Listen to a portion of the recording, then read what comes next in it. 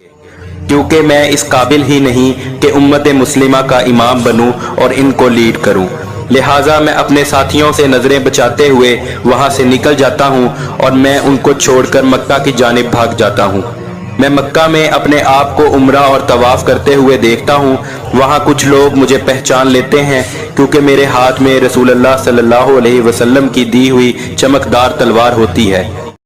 बिस्मिल्लाहिर्रहमानिर्रहीम। जो वीडियो आपके सामने पेश की जा रही है वो मोहम्मद कासिम के खुफिया ख्वाबों पर मबनी है जो वो दूसरों को बताते हुए शर्माते हैं। इस वीडियो के बनाने वाले को मोहम्मद कासिम के कुछ खुफिया ख्वाबों के बारे में हाल ही में पता चला और वो इस ख्वाब को इसलिए शाया करना चाहते हैं क्योंकि अल्लाह ताला और खातमुन नबीयीन हज़रत मोहम्मद सल्लल्लाहु अलैहि वसल्लम ने कासिम को खुद हुक्म दिया है कि वो अपने तमाम ख्वाब अवामुल नास से बयान करें।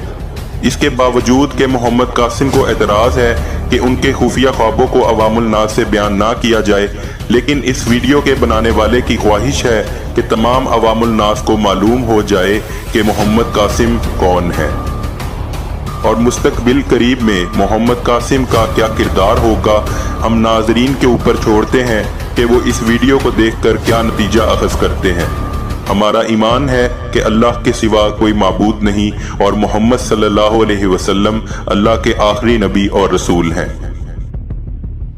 मोहम्मद कासिम का कहना है कि जब पाकिस्तान काले रंग के जंगी जहाज हासिल कर लेता है जो कि वही स्याह अलम हो सकते हैं जिनका हमें अहादीस में जिक्र मिलता है, और फिर पाकिस्तान अपनी दिफाई सलाहियतों का मुजाहिरा इन काले रंग के जंगी जहाज़ों के जरिए करता है और इनके जरिए मकबूजा कश्मीर और मशरिक़ वस्ता के कुछ मकबूजा इलाकों को भी आज़ाद कराने में कामयाब हो जाता है।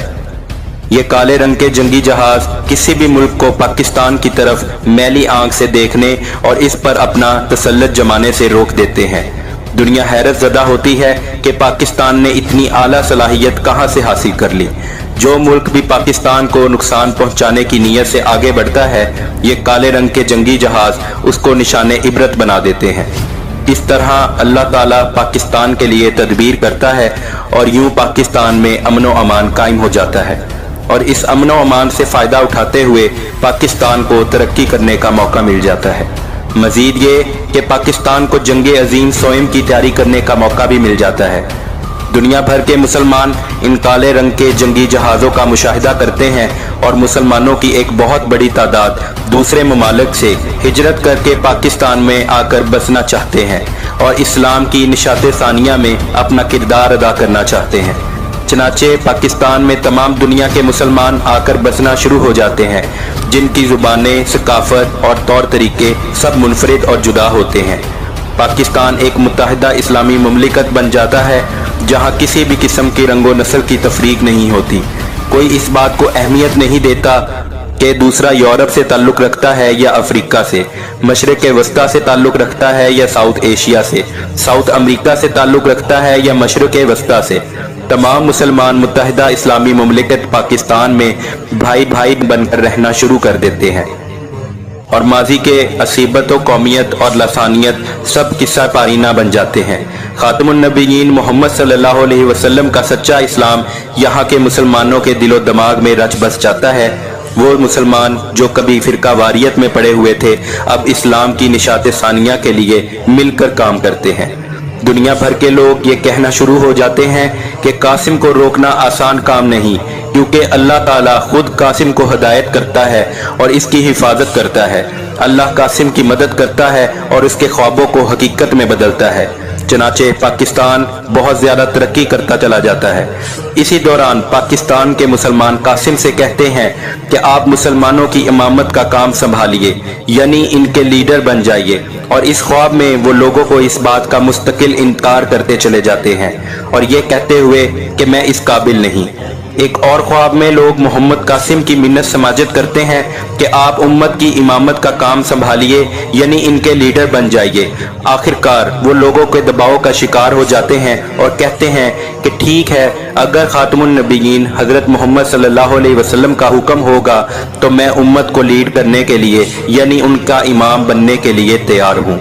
फिर मोहम्मद कासिम और उनके साथी मदीना जाते हैं। अल्लाह ताला की तरफ से कासिम को मस्जिद नबवी में रोज़ा रसूल सल्लल्लाहु अलैहि वसल्लम पर बुलाया जाता है। قاسم کہتے ہیں کہ اس وقت میرے دماغ میں یہی سوچ ہوتی ہے کہ رسول اللہ صلی اللہ علیہ وسلم لوگوں کی اس گزارش کو مسترد کر دیں گے، کیونکہ میں اس قابل ہی نہیں کہ امت مسلمہ کا امام بنوں اور ان کو لیڈ کروں، مگر میری سوچ کے برعکس رسول اللہ صلی اللہ علیہ وسلم قاسم کو کہتے ہیں کہ تم امت کے امام بنو اور ان کو لیڈ کرو، اور رسول اللہ صلی اللہ علیہ وسلم قاسم کو ایک چمکدار تلوار دیتے ہیں جو پرانے وقتوں کی محسوس ہوتی ہے۔ رسول اللہ صلی اللہ علیہ وسلم قاسم سے کہتے ہیں کہ اب تم مکہ جاؤ اور اللہ تعالیٰ کا شکر ادا کرو اور مسلمانوں کی رہبری کرو۔ یہاں پر قاسم پریشانی کا شکار ہو جاتے ہیں کیونکہ وہ اپنے ساتھیوں کے سامنے اس تلوار کے ساتھ نہیں جا سکتے جو خاتم النبیین حضرت محمد صلی اللہ علیہ وسلم نے ان کو دی تھی۔ اگر وہ اس تلوار کے ساتھ اپنے ساتھیوں کے پاس جائیں گے تو وہ سمجھ جائیں گے کہ خاتم النبیین حضرت محمد صلی اللہ علیہ وسلم نے ان سے کیا کہا ہے کہ امت مسلمہ کے رہبر بن جاؤ، امت مسلمہ کے لیے اللہ کا خلیفہ بن جاؤ، اور وہ ڈرتے ہیں کہ جب میں اپنے ساتھیوں کے پاس جاؤں گا تو وہ پوچھیں گے کہ کیا ہوا، تو مجھے سچ بولنا پڑے گا، لہٰذا میں اپنے ساتھیوں سے نظریں بچاتے ہوئے وہاں سے نکل جاتا ہوں اور میں ان کو چھوڑ کر مکہ کی جانب بھاگ جاتا ہوں۔ میں مکہ میں اپنے آپ کو عمرہ اور طواف کرتے ہوئے دیکھتا ہوں، وہاں کچھ لوگ مجھے پہچان لیتے ہیں کیونکہ میرے ہاتھ میں رسول اللہ صلی اللہ علیہ وسلم کی دی ہوئی چمکدار تلوار ہوتی ہے، اور یہ خواب یہیں پر ختم ہو جاتا ہے۔